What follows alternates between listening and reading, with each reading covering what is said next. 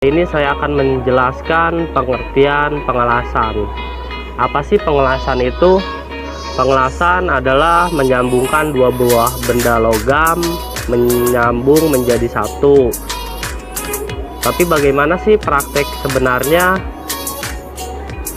Yaitu dengan cara pengelasan dengan ampere tertentu.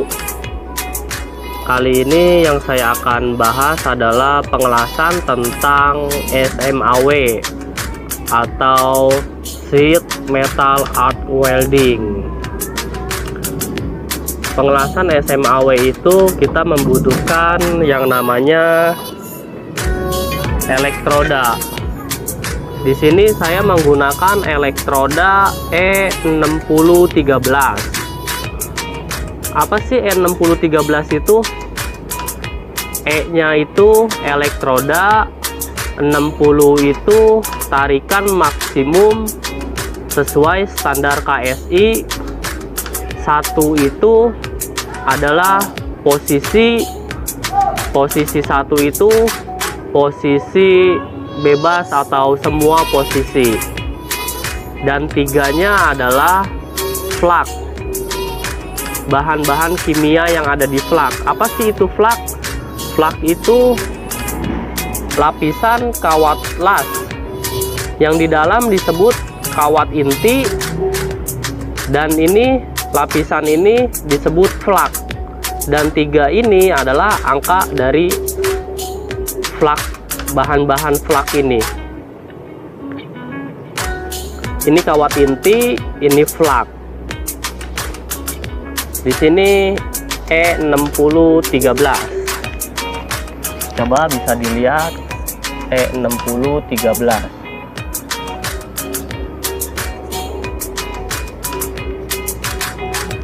Jadi bagaimana caranya? Ini kita akan menyambung, yang disebut pengelasan adalah menyambung dua buah benda logam atau lebih menjadi satu. Kali ini saya akan praktekkan menyambungkannya ya. Pengelasan artinya menyambungkan dua buah benda logam atau lebih menjadi satu.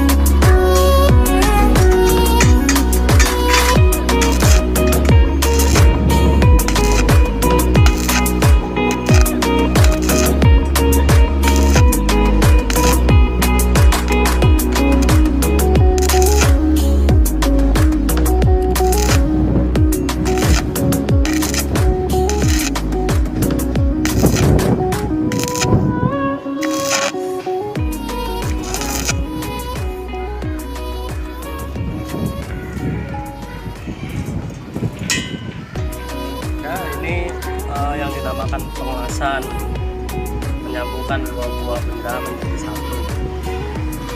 Tapi pengelasan tidak hanya menyambungkan, tapi juga bisa memotong. Gimana kok bisa memotong? Karena banyak macam-macam pengelasan dan alatnya. Ada dengan yang disebut pengelasan karbit atau disebut SAW. Terus gimana sih motong ini dengan elektroda? Itu pun bisa. Itu nanti saya unjukin di video saya berikutnya, memotong dengan pengelasan elektroda tapi untuk memotong.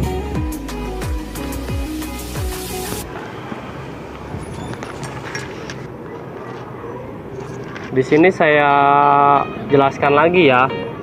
Ini elektroda E6013. Saya ulang, E6013.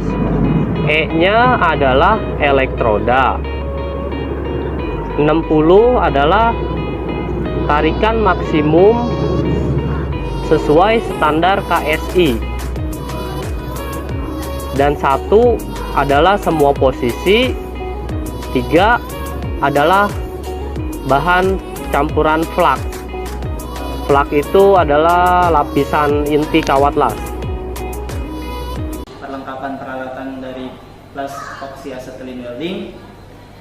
Nah, jadi sebelumnya las oxyacetylene welding atau OAW itu adalah las dengan menggunakan gas ya.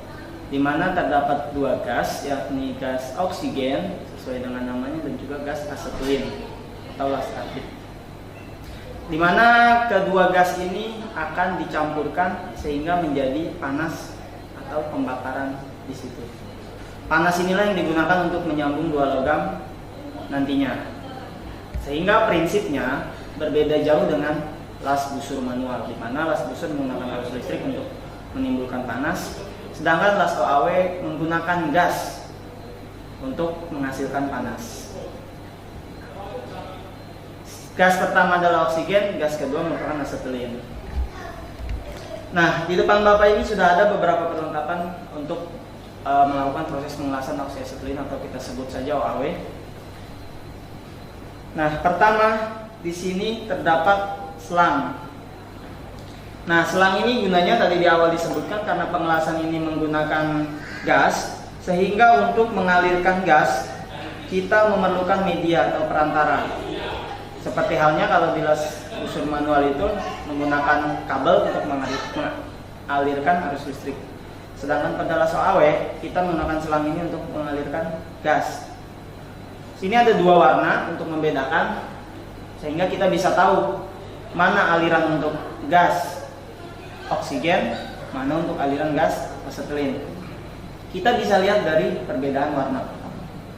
Warna biru ini menunjukkan dia digunakan untuk mengalirkan gas oksigen. Sekali lagi, warna biru menunjukkan dia untuk mengalirkan gas oksigen. Sedangkan warna merah digunakan untuk mengalirkan gas asetilin. Kalian perlu mengetahui sifat dari gas tersebut. Gas oksigen itu kita banyak jumpai di udara bebas, termasuk yang kita hirup adalah oksigen, sehingga sebenarnya gas tersebut tidak berbahaya sama sekali. Yang kedua adalah gas asetilin. Gas asetilin itu kita bisa sebut gas las karbit ya. Dia memiliki bau ketika terhirup, juga cukup berbahaya untuk paru-paru. Kita contohkan bisa disebut gas asetilin itu sejenis dengan gas LPG. Makanya dia bisa menimbulkan api ketika terkena percikan. Nah, ini adalah perlengkapan yang pertama untuk selang ya, kita sebutnya adalah selang gas. Sehingga sebelum ke selang ini kita harus tahu sumbernya dari mana. Nah, nanti itu ada tabung gas oksigen dan tabung gas asetilin.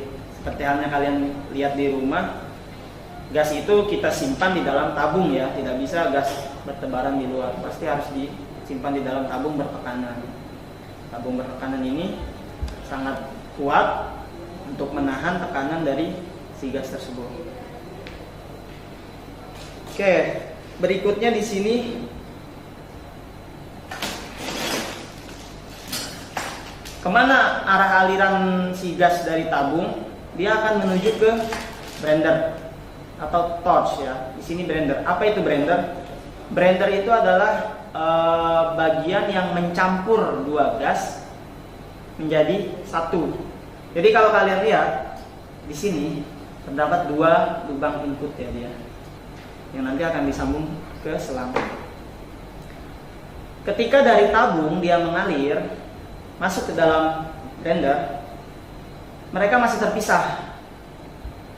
Oksigen memiliki jalur sendiri, asetilin itu memiliki jalur tersendiri. Tujuan alat ini adalah mencampur kedua gas itu menjadi satu untuk nantinya akan keluar menjadi nyala api. Ya. Siapa yang mengeluarkan nyala api? Dia adalah kita sebut torch. Ini adalah torch. Nah, ketika masuk ke sini si input tinggal satu. Sedangkan tadi kita lihat ada dua. Otomatis berarti ketika di torch ini si gas, oksigen, dan asetilin sudah bercampur menjadi satu. Barulah dia keluar jadi nyala api. Nah, berarti fungsi dari alat ini adalah mencampur dua gas, oksigen dan asetilin, untuk menghasilkan api yang akan kita gunakan untuk penyambungan nanti. Itu ya prinsip dasarnya. Sebelum ke situ masih ada dua perlengkapan lagi. Ini adalah regulator.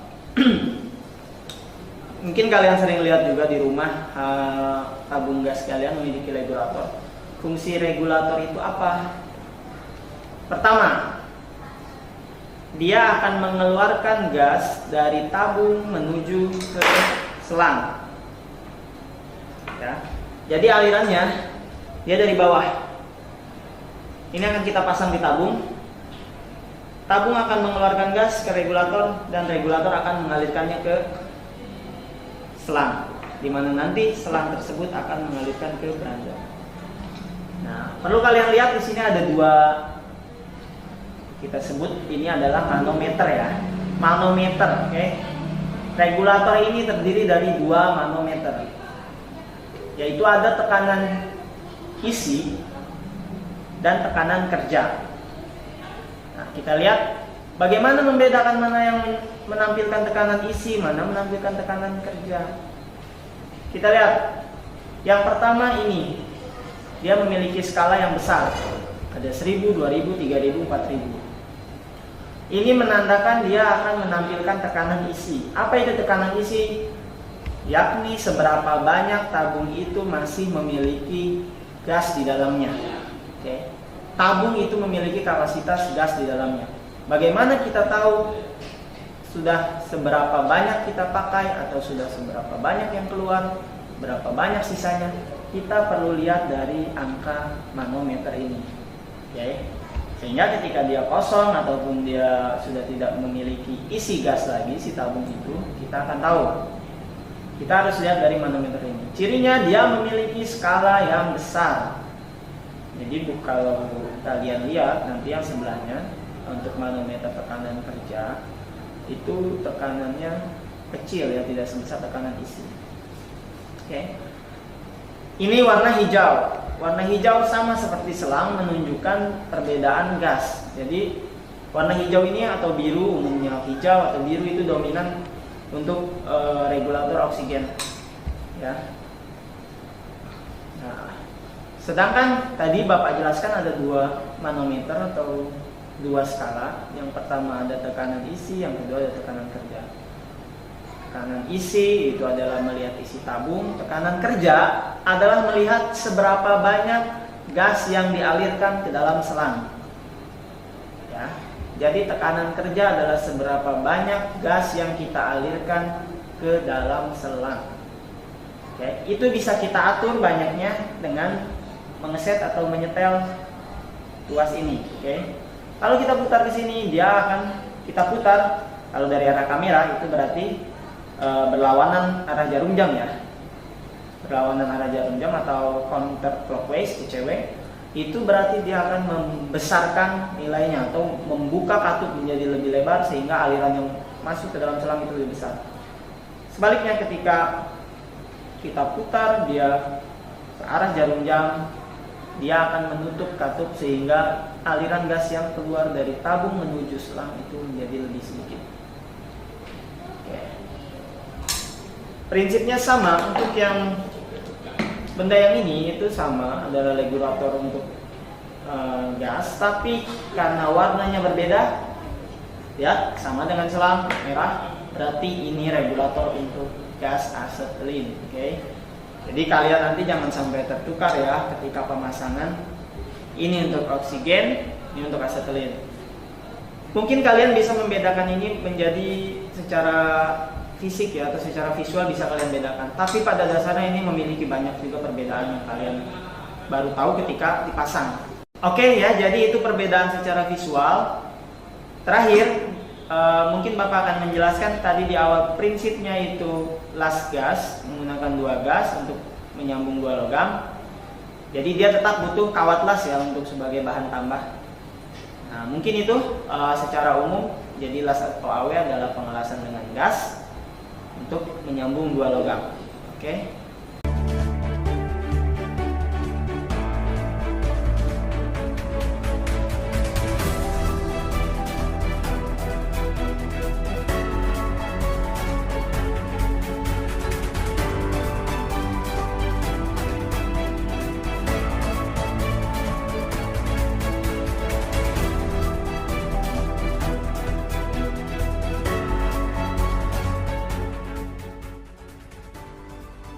Ulir kanan adalah ulir yang putarannya ke kanan, sedangkan ulir kiri adalah ulir yang putarannya ke kiri.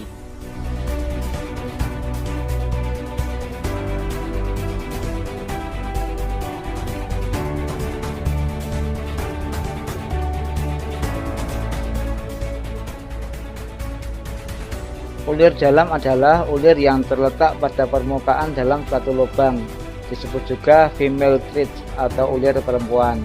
Sedangkan ulir luar adalah ulir yang terletak pada permukaan luar suatu poros, bisa disebut juga male thread atau ulir laki-laki.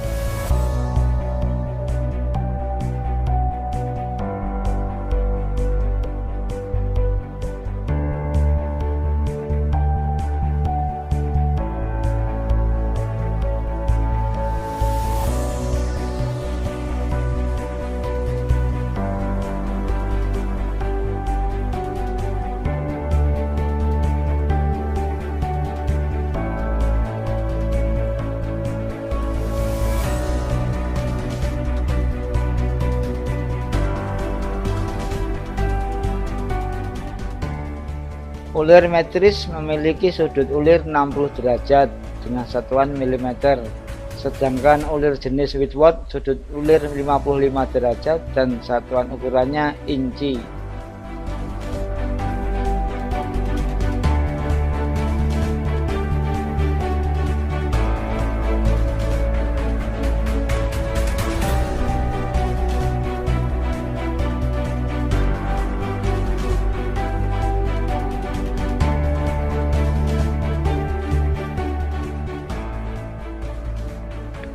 Contoh ulir metris V standar adalah American National Unifil National Quartz atau UNC, kemudian Unifil National Fine atau UNF. Ulir metris M8x1 artinya ulir metris diameter luar 8 mm dan lebar gang 1 mm.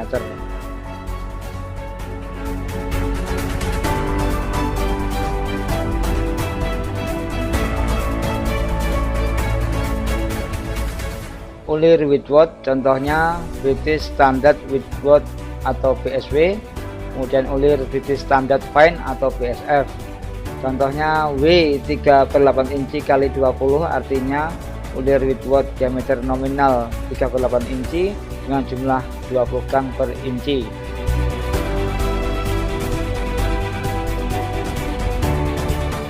Ulir segi 4 contoh penggunaannya pada beban yang besar, lebih efisien karena tidak memiliki sudut miring pada ulirnya. tidak memiliki tekanan radial dan tekanan pecah.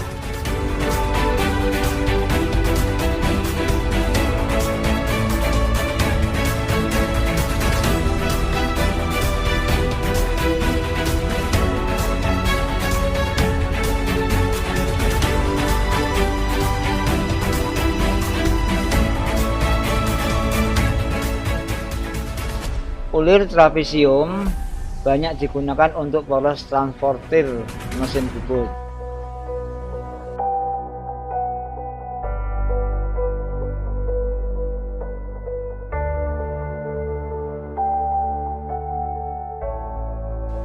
Ulir buttress merupakan ulir yang digunakan untuk menahan gaya dorong aksial pada suatu arah. Permukaan yang menahan beban adalah permukaan yang tegak lurus terhadap sumbu utama ulirnya. Ulir ini dirancang khusus untuk superior hydraulic seal.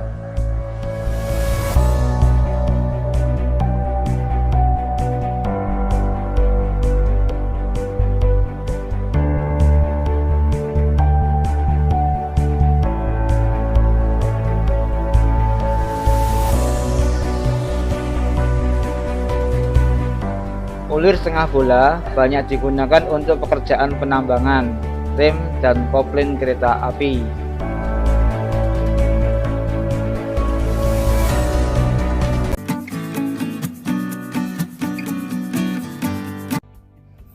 Kali ini akan membahas cara membuat drat luar secara manual.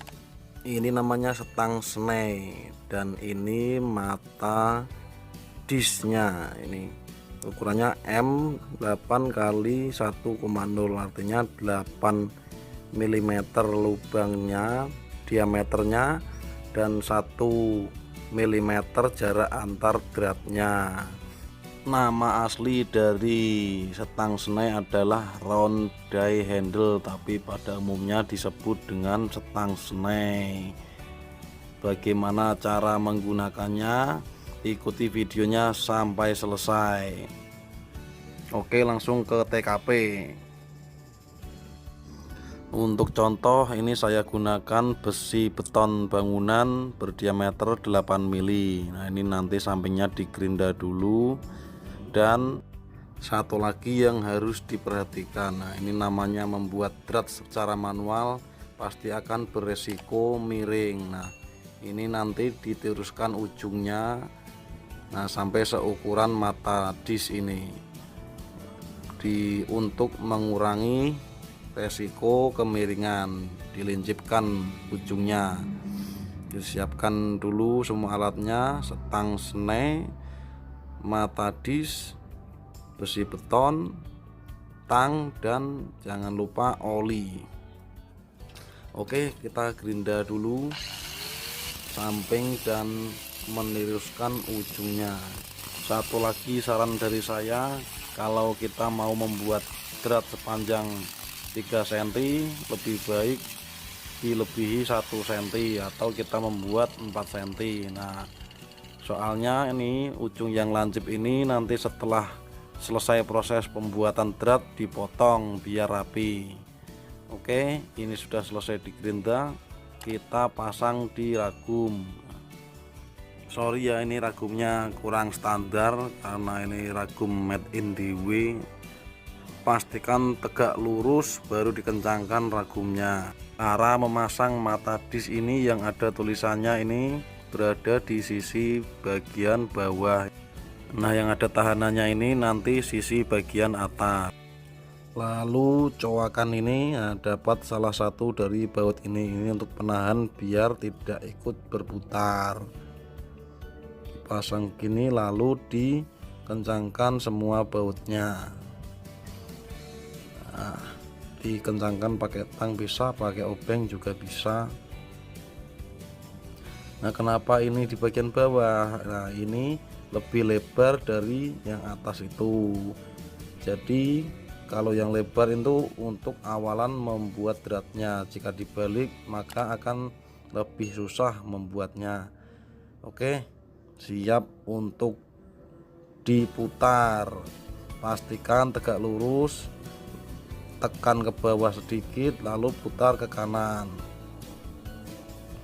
Kalau belum ada dratnya seperti ini, agak ditekan ke bawah tidak apa-apa.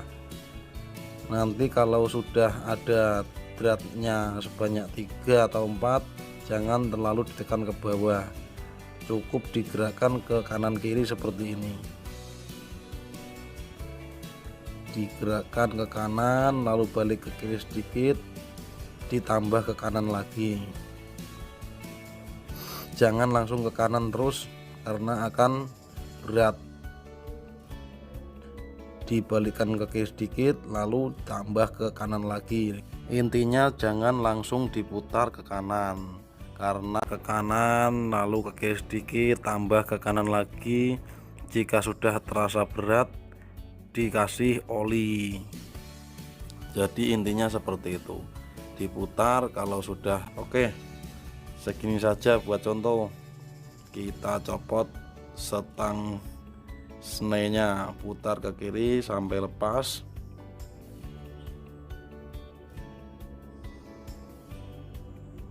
Lalu dilepas dari ragumnya.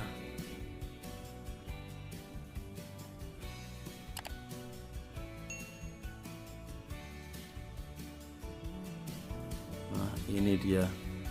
Tak bersihkan dulu.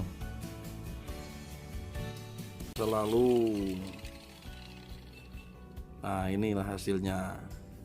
Kita coba di mata snenya, kita coba jeratkan. Oke, lancar